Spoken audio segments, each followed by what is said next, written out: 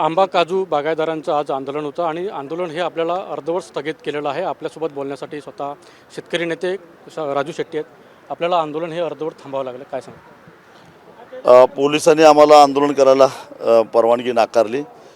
भरती मोठ्या प्रमाणामध्ये आहे आणि बरोबर महिलांची संख्यासुद्धा मोठी आहे, तेव्हा कुठं अनुचित प्रकार घडू नये त्यामुळं आंदोलन करू नका असं विनंती केली। आम्ही आंदोलनाचा पहिला टप्पा म्हणून थोडंसं संयमानं घ्यायचं ठरवलं, कारण एक तर हा अणुऊर्जा प्रकल्प आम्ही होऊन देणार नाहीच, कसल्याही परिस्थितीत होऊन देणार नाही, हा आमचा ठाम निर्धार आहे। ही केवळ सुरुवात आहे, पण इथून पुढं मात्र सविनय कायदेभंगाच्या माध्यमातून लोकशाही मार्गाने आम्ही आंदोलन अजून तीव्र करून हा प्रकल्प कायमस्वरूपी कोकणातून हद्दपार करणार आहोत। साहेब, मुख्यमंत्री असे विधानसभेमध्ये घोषणा केली होती की देवगडमध्ये असे कोणत्याही भागामध्ये अजून जागा निश्चित झालेली नाही, अशी देखील घोषणा त्यांनी केली। होय, पण त्याचबरोबर त्यांनी एक्सवर ट्विट केलेलं आहे की देवगड मध्ये 1 लाख कोटी रुपये गुंतवणुकीचा अणुऊर्जा प्रकल्प होणार आहे।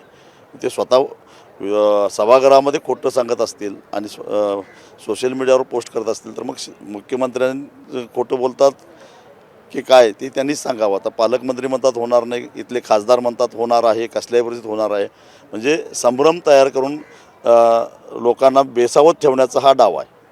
प्रशासनाच्या इथले काय बोलणं झालं तुमचं? आता तुम्हाला आंदोलन तुम्ही स्थगित केलं। प्रशासनानं या लोकांच्या ज्या भावना, तीव्र भावना आहेत त्या शासनापर्यंत कळवू आणि अधिवेशन चालू आहे, अधिवेशनाच्या दरम्यानच त्यांना शासनानं काही घोषणा करावी अशी अपेक्षा व्यक्त करून आम्ही प्रशासनामार्फत निरोप पाठवलेला आहे। पुढची काय भूमिका ठरली आहे का आंदोलनाच्या? जर अणुऊर्जा प्रकल्पाच्या पूर्वतयारीसाठी म्हणून जमीन मोजणी करणं किंवा अन्य काही तयारीसाठी कोण आलं तर आम्ही काही वेळ प्रसंगी कायदा हातात घेऊन त्यांचा बंदोबस्त करू असा प्रशासनाकडून शासनाला आम्ही इशारा दिलेला आहे। नक्कीच। कॅमेरामन समीत गजनेसह अनंत बाताडे, TV9 मराठी, सिंधुदुर्ग।